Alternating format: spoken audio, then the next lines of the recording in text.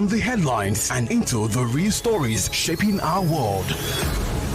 Why paying more than $200 million to have 1,000 Kenyan soldiers come to Haiti when we could use that money to train the police? What you've done with your grief is actually to spread it and give it and turn it into the love. This served Netanyahu because he didn't think Hamas would ever be a serious military threat. Congo is a country with so much wealth. The people have been fighting to regain control. From the corridors of power to the front lines of change, Borderline brings you in with analysis of the issues. The U.S. has power over them. Most of them will steal money from Haiti and invest in the U.S. So people who support Congo and Jumai, over half of them don't have a voter's card. Sounds like Nigeria. Join Ireti Bakare-Yusuf on Borderlines as she engages with policymakers and thought leaders, giving you perspectives and insights you won't find anywhere else. Be part of the conversation. Join us live. Your voice matters on Borderlines as we explore the complexities. Every Friday at 4 p.m. on 99.3 Nigeria Info. Stay informed, stay engaged. Step into the conversation.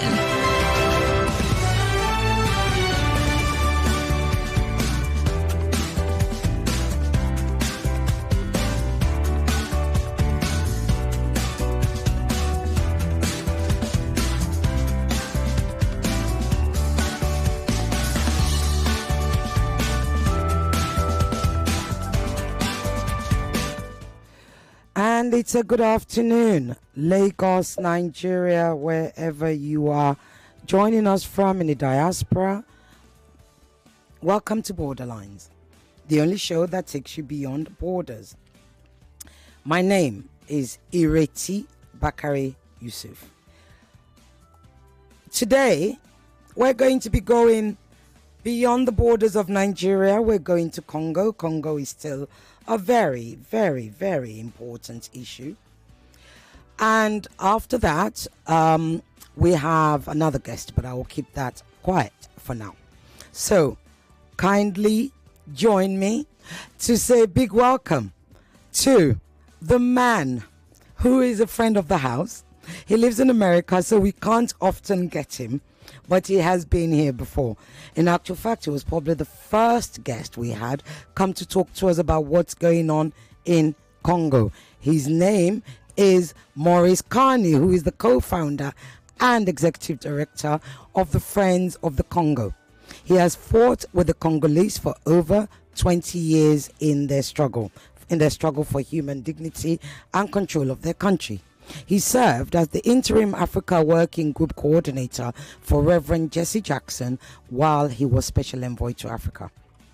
Maurice has provided analysis on the Congo for Al Jazeera, ABC News, Democracy Now!, Real News Network, Pambazuka News, All Africa News, and a host of other media outlets. Right, before I bring Maurice in, let me just give you just a quick overview of where we are. You all remember the last time we talked about Congo, it was because the M23 had broken into Goma, etc. We talked about that. I had to guess. Well, after the world woke up to the shocking news on January the 27th, 2025, that the M23 rebel group which had been largely dormant since 2012, and became more active in 2021, that they broke or they took control of Goma. Goma is a bustling city of 1 million people in the Eastern Democratic Republic of Congo. You must remember that it is in the East. That is important. On the 16th of February 2025, the M23 moved into South Kivu province, capturing its capital city, Bukavu, were next for the M23 rebels. Yesterday, the M23, they had a big rally. Of course, there was unrest. People were injured, etc. But it was a huge rally. So Maurice is going to help us understand what's going on and where we are. Maurice, welcome. Thank you. It's a pleasure to be back with you. It's a pleasure to have you back. How are you? Doing well, thanks. It's been incredibly busy since the last time we spoke. Incredibly. I mean, never mind the fact that you're not living in Trump country, But when we talk about home, we talk about Africa, and we talked about DRC. Gosh, a whole lot has been going on.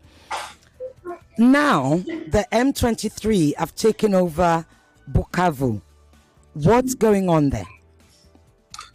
Yes, we're speaking with our folks in Bukavu, and fortunately, that takeover by Rwandan military and its M23 militia, as we like to refer to it, has not been as deadly as the Goma takeover. There are fewer people in Bukavu, about 1 million people or so, compared to Goma, 2 million. Goma, there's a coterie of military. You have the Southern African Development Community forces there from Malawi and South Africa. Of course, you have the United Nations forces. There are about 3,000, militia or mercenaries that the Congolese government had hired. But with Bukavu, what was there was the Congolese military and the Burundian military. And both of them withdrew and fled. So the M23 and Rwandans could just walk in and assert their authority. And with that, that's what made it less deadly, right? Now, it doesn't necessarily mean that the concern among the population is not at the same level, because you have new people coming in and you don't know exactly how they're going to treat you. And so what you see is when they came in, you saw was the people coming out and cheering, right? Saying, "Hey, you guys are the victors." Which makes sense to us, right? If they come, the people who were supposed to be protecting you with the guns, they fled, and you have new people coming with the guns. You're like, okay, you are our buddies. Okay, yes, right? yes. Right. So that there's that element as well. But really, what the M23 is trying to do right now is to assert administrative authority over both Bukavu and Goma, as they have done with other territories that they've captured, which is about the size of Rwanda, throughout eastern Congo, starting from Bunagana, bordering Uganda and the Congo in 2022, right up to today. They're trying to impose a rulership, telling civil servants to come out after work, doing censuses, telling teachers to come to school and carry on as normal, appointing officials, new governors, vice governors. So they're trying to assert authority over these territories that they're capturing and holding militarily. Okay, so in the midst of that, they're just certain noteworthy. When the Congolese military left, for example, they left their gun. They didn't run with their guns. They left their guns. And young people have gone, picked them up, and some young people were terrorizing the population. And because the M23, they're trying to put an administration in place. They don't have a system in place for people to go through a justice system.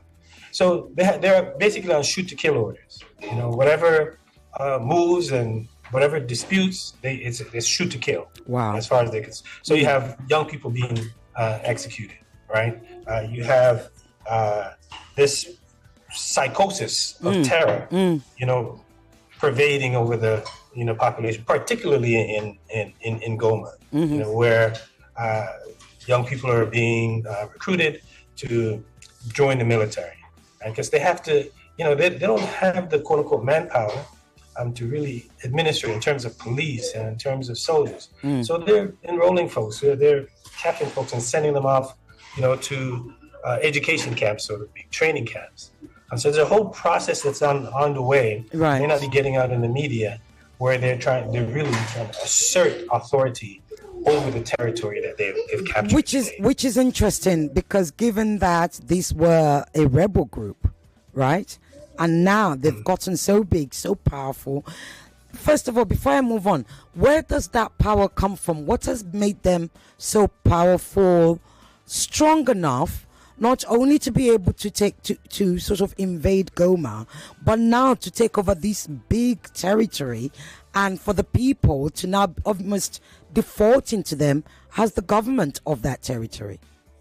Yeah. So what is so vital for people to understand is that the answers to many of these questions is in this 30-year history of Eastern Congo, right?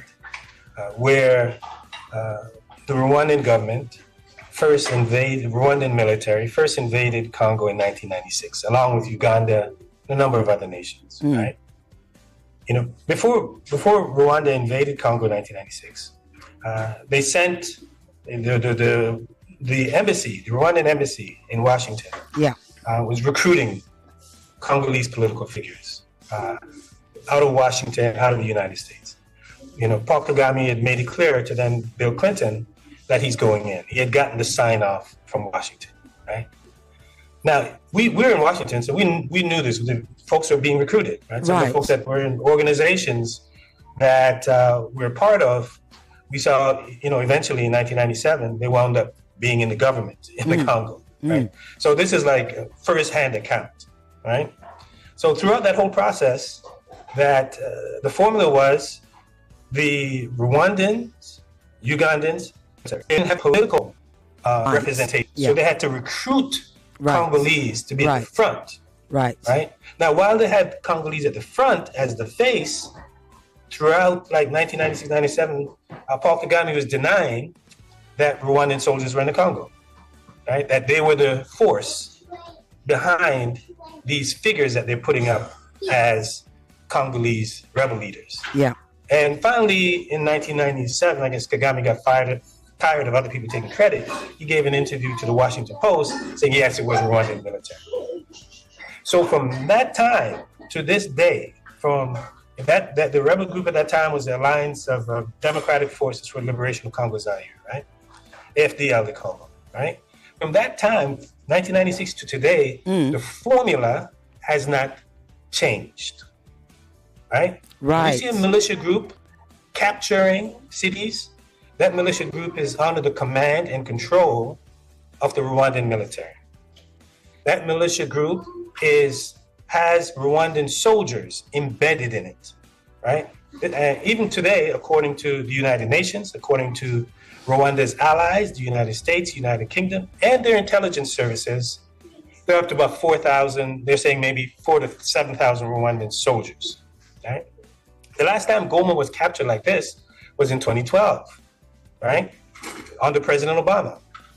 And when the Rwanda's soldiers captured Goma, they did it for a week. Right. President Obama got on the phone and he called Paul Kagame and he said, hey man, you need to get your soldiers out, get them out, right?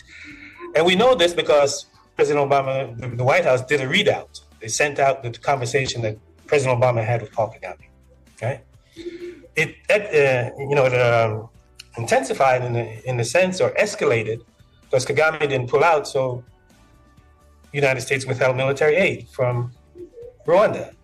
And a bevy of European nations did the same to the tune of tens of millions of dollars. Right. Which applied the kind of pressure to Rwanda where they're feeling the pinch that they lift the occupation of the city of Goma. This was in 2012. So for people to understand, the formula remains the same, right? Today, you ask the question, how were they able to do it? Oh, it's a Rwandan invasion and occupation. Yeah. And you don't even have to listen to me. If you follow the United Nations just issued the Security Council. Yeah. Resolution 2773 just this past week.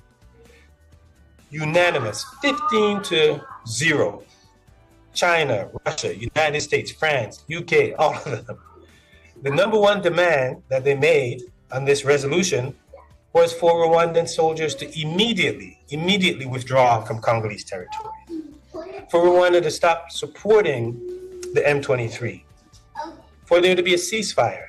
So the United Nations, the global powers, the G7, it's unequivocal, undeniable that Rwandan soldiers are in the Congo, occupying Congolese territory, Indeed. under the command and control of the M23. Indeed. So that's not debatable according to the evidence that's out there. Indeed. I mean, that was going to be my next question, but I'm glad you've touched on it. And as we talk about that, I don't want us to move on without touching on the Berlin Conference. Yes, 140 years. 140 years this November, when Africa was literally sliced into... No, today, 140 years Is it now. Today? Yeah.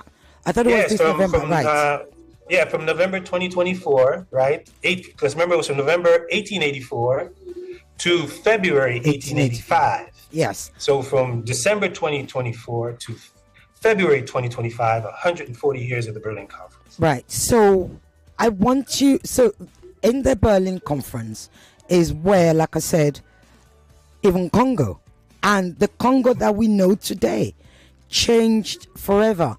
Talk to us briefly about the impact of that Berlin Conference. Most people don't know about the Berlin Conference. Just, I'll let you tell everybody, my listeners, about I'm so glad you asked that question, because it's so timely and it's so critical. At the 140-year anniversary of the Berlin Conference, right? By the way, it was also called the Congo Conference. Yeah. Right? If you study our history, people of African ancestry, Africans at home, Africans abroad, Congo has been a centerpiece, at least of the last 500 tragic years of European incursion in Africa, right? Starting from the early 1500s, where Europe launched its trafficking of Africans. Almost half of the Africans that were trafficked to the Americas came out of the Congo Basin, right?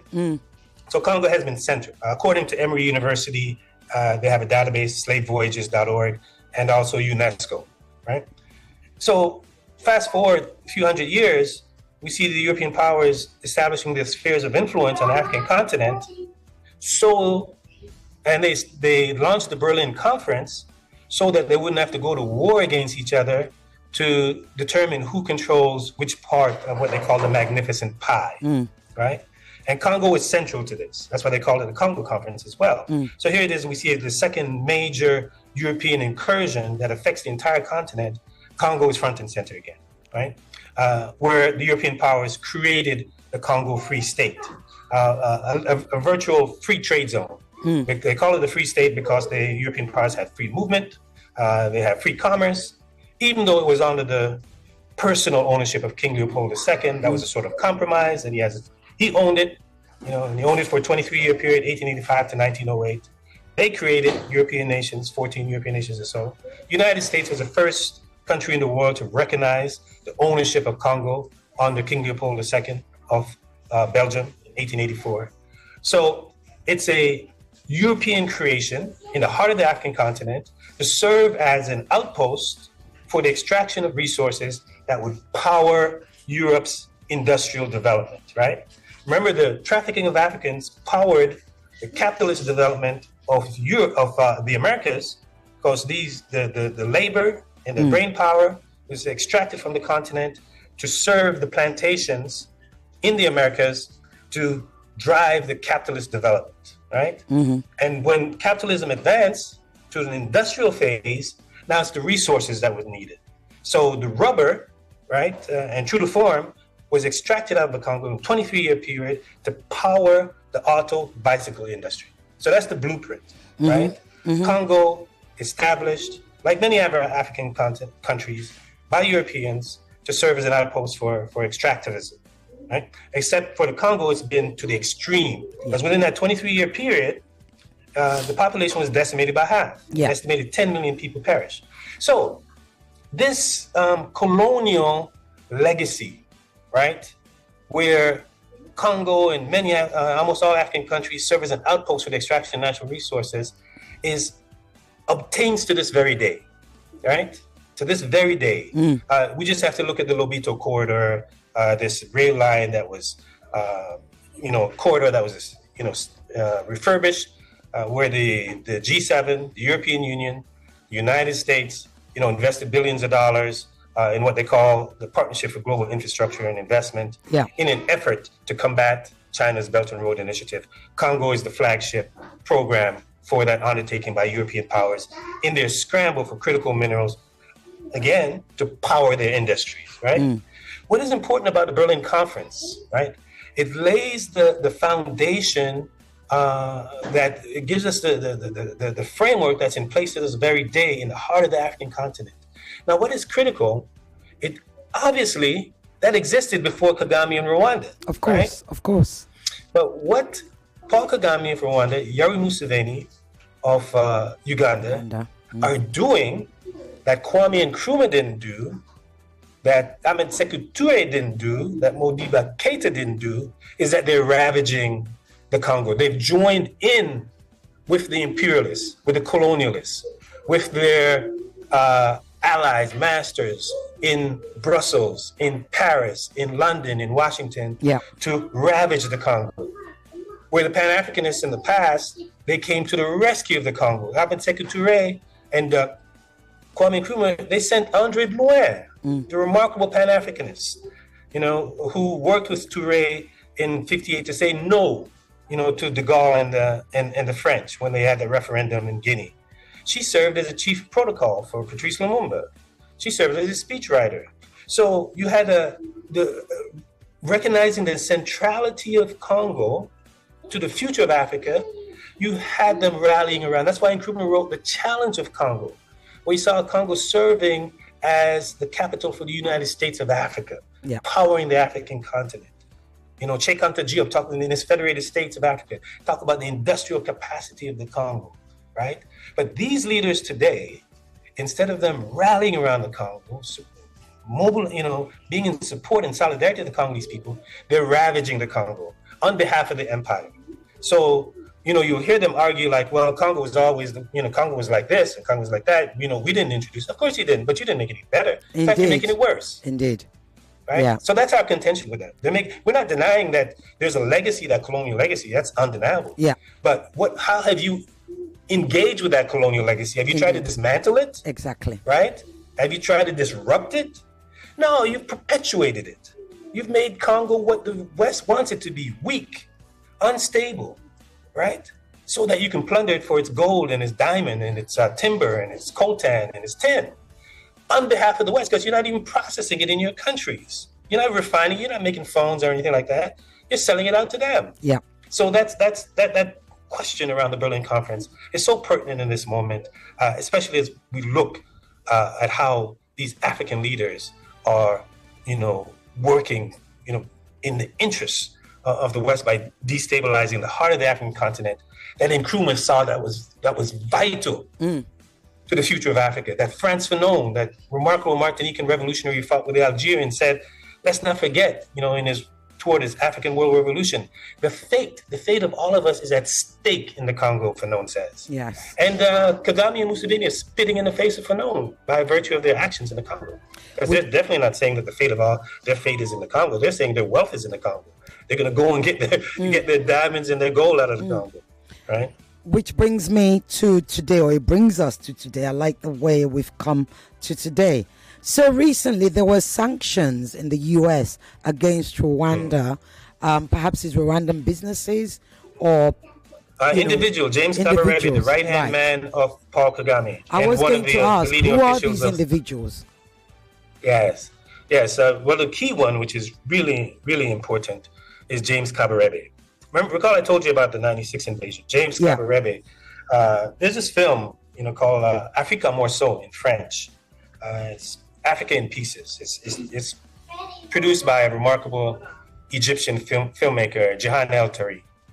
And in that film, she interviews James Kabarebe, who's just been sanctioned, Kagame's right-hand man, Paul Kagame himself, Yoweri Museveni, all of those folks, in their own words, telling you, right, how they orchestrated the invasion of the Congo in 1996. How they put the Congolese leader, Laurent Desire Kabila, who ultimately became the president, as a spokesperson at the head of this movement, right?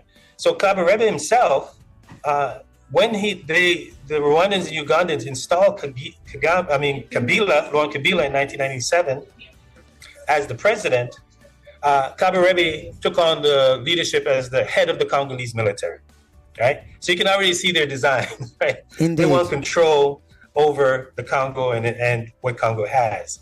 So it's this same James Kabarebe who's committed war crimes, crimes against humanity, international arrest warrant out on him for the crimes that he's committed in the Congo. That was finally sanctioned by Donald Trump. Now, there's an anti-imperialist organization, Friends of the Congo. We're not down with sanctions. We see this as an affair between the master and his proxy. Right. So Kagame is in bed with the U.S. military, all of that. So they're like, okay, we're going to do something about you right now. We're going to sanction your right-hand man in James Kabarebe.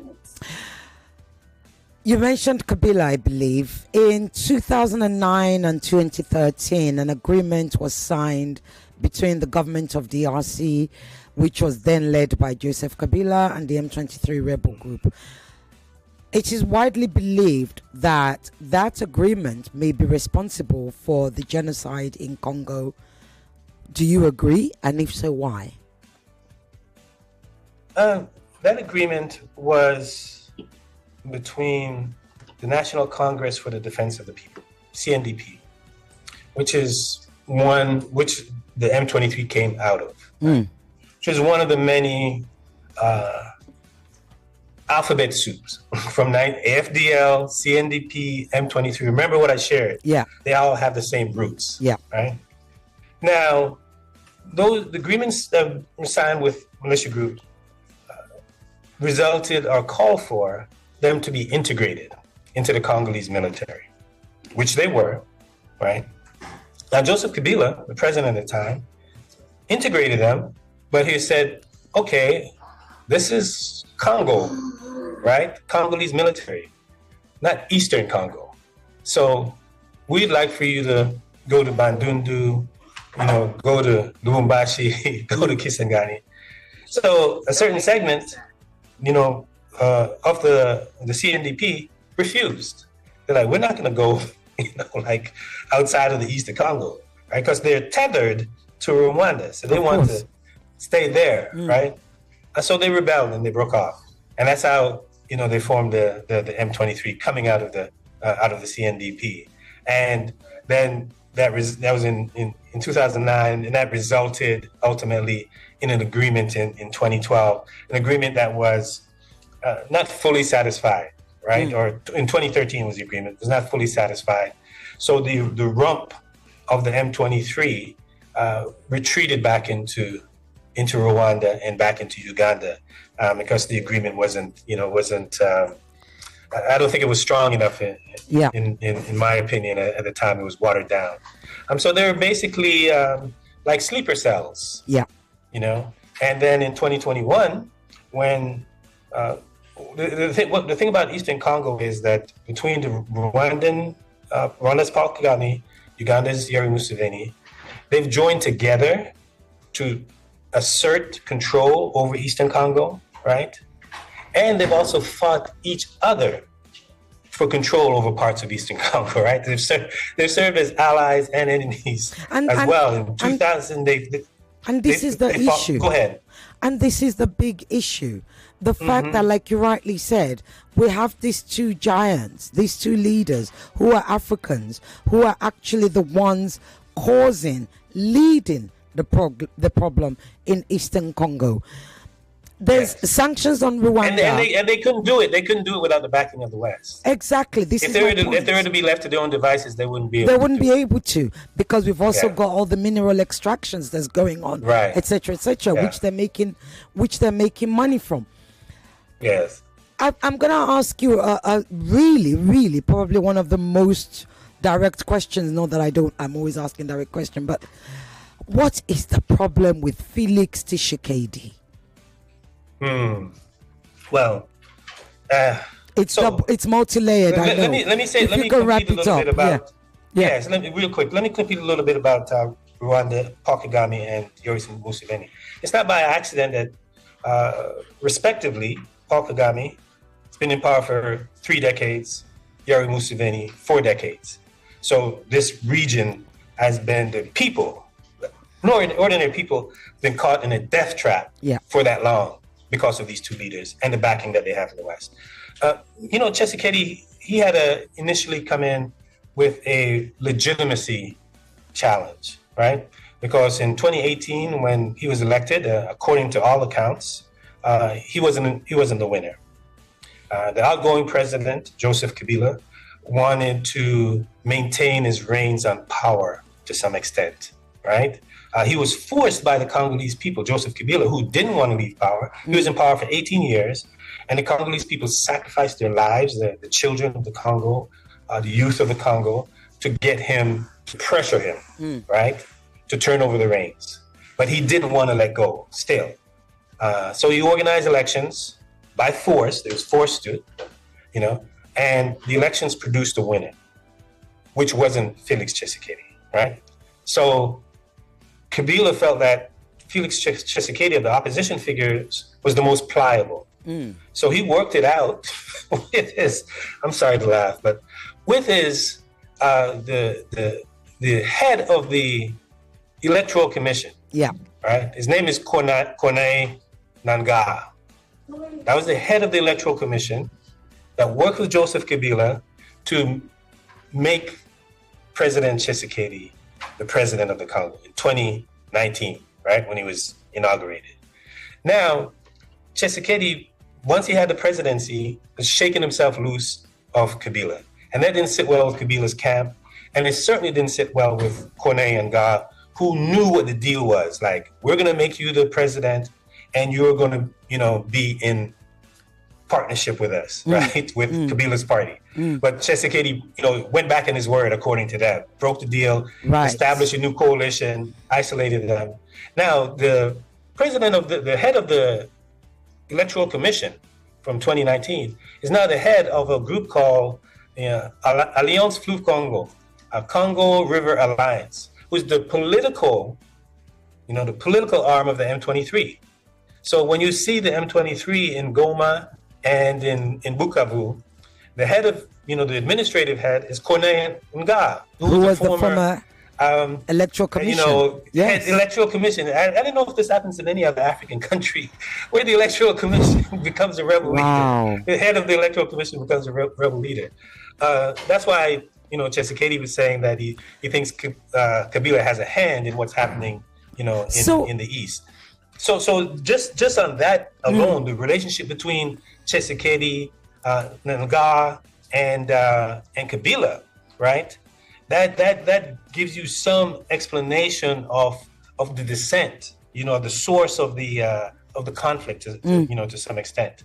Now Tshisekedi, Kagame said something about Tshisekedi. Not a fan of Kagame, but what he said about Tshisekedi, I think, is probably true. He says Tshisekedi, in essence, doesn't understand the impact of his words, right? He understands a lot except for the impact of his words. Right. So in 2023, when Tshisekedi was running for president, he's like, as soon as I become president of the campaign, I'm going to get authority from my parliament, to go to war against Rwanda, right? So he says a lot of things that he just doesn't fully understand the gravity of what he's saying as a head of state. So he's a head of state who's really, sometimes he speaks like he's an activist, and not a head of state. So Kagame uses that against him. He's like, I'm in Congo, because he threatened regime change against me. You want war? I know war. We know war. When Cyril Ramaphosa said that, Kagame, you shoot at our soldiers, South African soldiers in the Congo, we'll consider that a declaration of war. Kagame said, let's go to war, right? So that's, he's got that thuggish war. He's been at war since 1986 with Museveni, in Uganda, when Museveni captured power in Uganda. So that's Kagame's war. That's what he's about.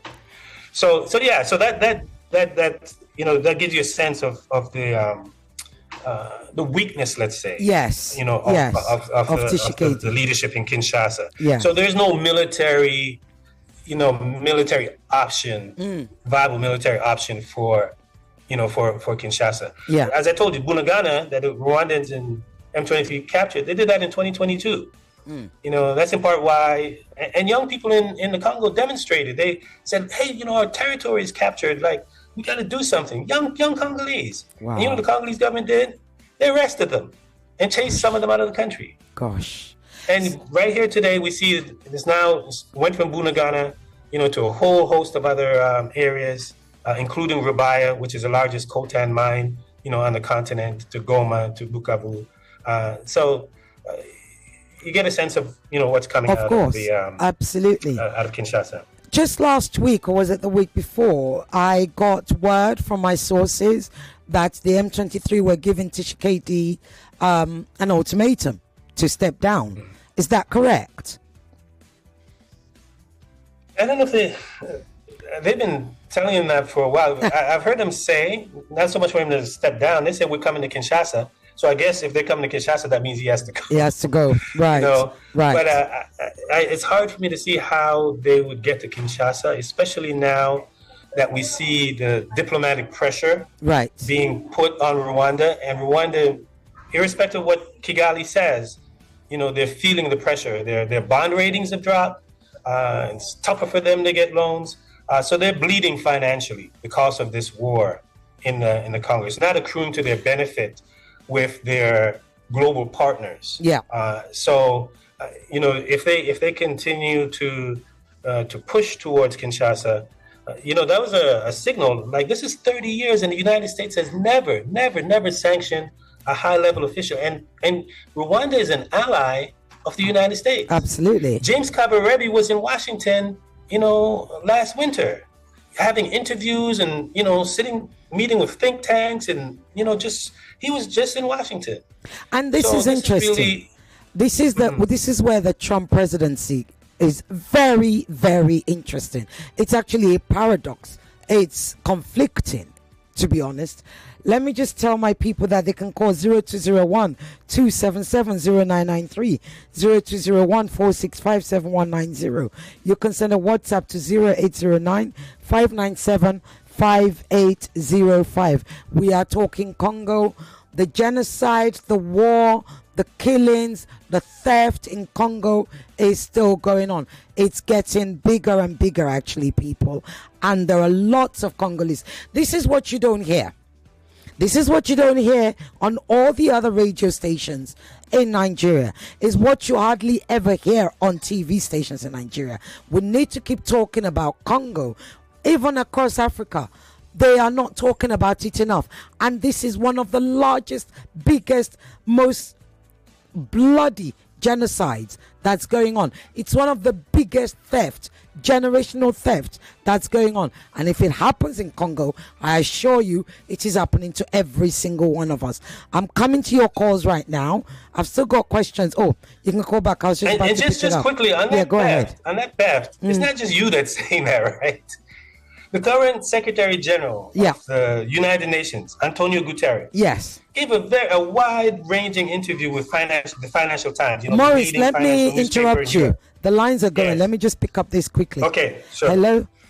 Good afternoon or good evening, Ireti. Good evening. Bakare-Yusuf and Maurice. Good evening. My name is Oboyinlo Peter from Shangotedu. Go ahead. I actually asked a question on Ishikedi, but I think your guests have answered it. Let me go this way. Mm-hmm. If with this, what is happening in Congo, Africa, let me put it this way, African also invading Africa. What is the EU African Committee generally doing on this? Okay. We could fight ourselves. The African Union. Yeah. What is African Union doing on this particular list? Good question. The same African being invaded by an African. Good evening. Good evening. Thank you so much. And that's important because we recently had a EU summit. Write that down. I can see you've grabbed the pen, Maurice. You know the drill. Let me pick up another call. Hello. Hello. Good evening. Good evening. What's your name and where you calling from, please? Titi Lokwe. I greet you. Go ahead, Titi Lokwe. I think it's very important to talk about the people of Congo themselves. Mm-hmm. It's full of betrayal, stories of betrayal from the first Joseph Kasabubu, Joseph Mobutu, Joseph Kabila, and many more Congolese. Mm-hmm. They are the devils, they are the problems of their own land. Do you mean the people or the leaders? Because when people say the people of Nigeria, leadership. Elite, exactly, there you go.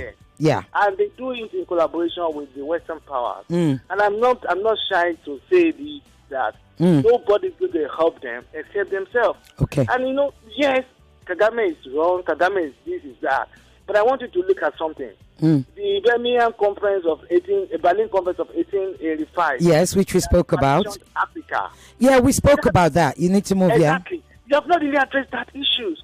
These own tribes people are there. They have been marginalized in Congo. Nobody has addressed that issue.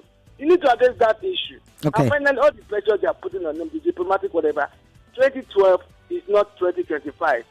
The Rwanda of 2012 is not the same Rwanda of 2025. They might be able to weather the storm. Yes, there might be some turbulence, but the truth is that Africans have failed themselves. African Union, I want Baba Obasanjo especially, is a man that can do a lot of things. So, well, African Union has failed, right? That I've got to pick up other lines. Thank you. Thank you. Thank you. Thank you. Maurice, I'll come to you. Let me just answer this. Hello. Hello. You need to turn off your radio, please. This is Pastor Badamosi. Pastor Badamosi, go ahead. Good evening. Good evening. Yes.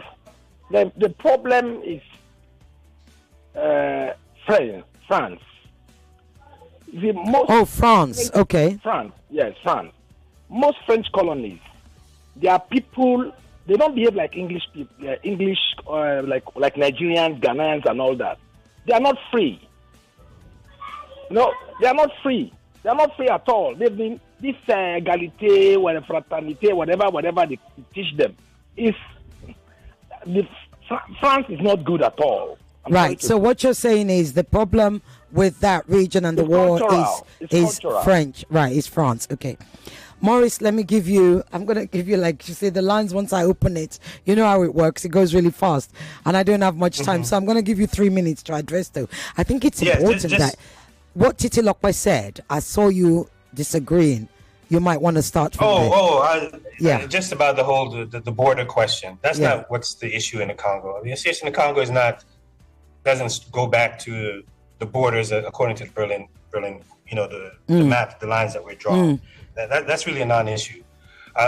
With the African Union, they've been engaged. Of course, they initiated the Luanda process, which is a peace process where they designated João Lourenço, the president of Angola, to lead a peace process to bring Tshisekedi and Kagame together. Now, the Luanda Accord is very telling because it is speaking to Tshisekedi, president of Congo, and Paul Kagame. Now, that lets you know that this is where the issue lies. They didn't bring the M23 in there. They're like, you guys need to talk. Yeah. And Kagame, there was a deal that was on the table that was supposed to be signed in December, and Kagame didn't show up. And that's when things escalated. Kagame didn't show up. African Union has been consistent, at least around the peace accord, because when South African soldiers came into the Congo, Rwanda protested at the African Union and said, South Africans shouldn't be there, even though South Africans were there under the UN mandate. But the African Union rejected Rwanda's protest. So they've been set up. The way it was done, people talk about the hell today and the leaders there. But take Burkina Faso, for example. Ibrahim Traoré just didn't fall out of the sky. No. It was in 2014 that the youth of Burkina Faso rose up to get rid of the new colonial leader, Blaise Compaoré, right? That's 10 years ago, or almost, 11 years ago. So people organizing at the local level, which Congolese are doing, to produce the kind of leadership that they need. That's really what needs to happen. That's the ultimate solution. These leaders that we see in the Sahel are a product of the people mobilizing at the local level, especially that, their anti-France mobilization against the, France-Afrique and French CFA. So the margin, and then you talk about the marginalization of minorities. Everybody in the Congo is a minority. Interesting. There isn't a majority group. Right. There is not a majority group in the Congo. Right. Every group in the Congo is a minority. There are 450 different groups in the Congo. Right? The borders, are you saying the borders were drawn perfectly between Zambia and Congo? Obviously. Were the borders drawn perfectly between Angola and Congo? We know the borders were drawn perfectly between Congo Kinshasa and Congo Brazzaville, right? So putting it on the borders is not the issue. We have two agents of imperialism, Yoweri Museveni in Uganda, Paul Kagame in Rwanda, and they're working on behalf of their own interests and behalf of the interests of the empire. That's the history, the last 30, 40 years of history. They use ethnicity as a rationale, as a casus belli, in order to justify their actions in the Congo. Recall I shared with you that they went to war against each other in the Congo. Yeah. The 6-day war, look it up, 6-day war in the Congo, in Kisangani, where they fought each other over minerals, right? The Rwanda and Uganda. There wasn't any border question there. There wasn't any ethnicity question there. They were fighting over resources. Yeah. And that's a dominant reason, not the sole reason, but a dominant reason they're in the east of Congo. I think you can call back now. Sorry, I could not interrupt Maurice, whoever you were that was calling. I'm so sorry about that. You can call back now, 0201 277 0993, 0201 465 7190, or you can send a WhatsApp to us on 0809 597 5805. Hello. Hello, Ireti, this is Romeo from Isoro. Okay, go ahead, Romeo. Good evening. My question is, honestly, listening to this Congo's matter is depressing, because even here in Nigeria, you hear people taking our minerals, being escorted by police, and you hear the people who should do something about it telling me that there are some powerful people in government. So my question is that, in the case of Congo, doesn't you think there are also even people in government that are willingly supporting this exploitation? Okay, thank you. I think you've spoken about that. What he's saying is that in the case of Congo, that in Nigeria, the whole mineral theft or the theft of minerals by, non-indigens, by foreigners, by foreign organizations, which is aided by foreign countries, also happens in Nigeria. And he's saying in the case of Congo, is that the same thing happening? Which I believe you answered earlier, but absolutely. You might want to Remember what's happening in the Congo is happening throughout the African continent. It's just that it happens in extremes in Congo. Yeah. Because Congo is so spectacularly wealthy, right?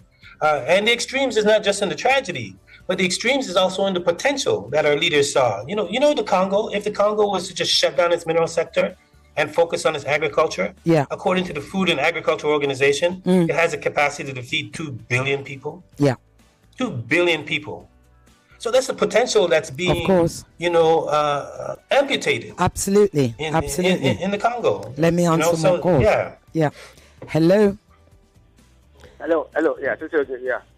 Yes, go ahead. I want to ask Maurice, who does he hold responsible for the Monzizi prison fire outbreak, where a lot of women and children were killed? Who does he hold responsible? Accountable for that fire incident. Which fire incident?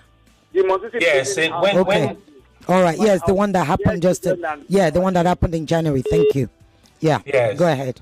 I mean, that was a horrific situation. Yeah. Where there was a prison break during the invasion occupation of Goma. The men, their thousands of men ran out. They were able to break, but 150 or so women were trapped, and they were mass raped. And after being raped, they were burnt alive. Yeah. Right. We don't know who did it. What we do know, right? We don't know who's responsible for the actual rape and the burning. But we do know it happened in the context of an invasion and occupation. Absent Rwandan soldiers and M23 coming in and capturing the city of Goma, creating chaos, creating mayhem, that wouldn't have happened. 3,000 people wouldn't have died. 150 women wouldn't have been raped and burnt alive. So the context that was created lays squarely at the foot of the Rwandan government, Rwandan soldiers, and its M23 militia, because they created the environment where that could happen. You talked earlier about, because we don't have much time left, you talked earlier about the organizing that's happening in the Congo, with the young people. How hopeful or how strong is that organizing? Because your foreign minister, the Congolese foreign minister, I believe her name, I've forgotten her name now. She's been doing excellent. Kayikwamba Wagner. She's been remarkable on the international scene. Yes, absolutely. She's been very clear, articulate, concise. Yeah, incredible. Incredible work. I mean, we would like her on this show, by the way. I have been trying to get her, so please get her for us. You've been trying to get her? Yes, please get her for us. That would be good to get her on. Yes, please. So you've got, when you look at it, everybody's like, you have this incredible woman. What you look at the comments and they're like, why isn't she president? Why Congo has this smart, the same in Nigeria, the same in most African countries, but we're talking Congo right now. So talk to us about that organizing that's going on. No, the organizing is absolutely taking place. Unfortunately, what happened is that grassroots organizing became subject to political intrigue. Okay, we have 1 minute. Yes, okay, where the youth and all were organized and they wanted change and they were mobilizing, but one of the opposition got in power. And when the opposition got in power, the segment of the youth fell in line with that power, right? They didn't keep fighting for the same principles. So more conversation. That unity that you saw before. Yeah. So but the organizing still takes place, and we're still hopeful. But we'll say to folks, especially African people on the African continent, Africans at home, and certainly Africans abroad, irrespective of whatever reason is given, by Paul Kagame, whether you like him, hate him, whatever. What he's doing in the Congo, the arguments that he gives, nothing justifies 30 years of killing, spilling the blood of millions of Africans. Thank you. If you have contentions, solve it, other way. But whatever you have that's ethnicity, whatever you call it. Thank you. It doesn't justify killing millions of Africans. And Africans around the world, on the continent, should rise up and say no. Yeah. They should say no to that. Thank you, Maurice. An hour is not enough to talk about Congo.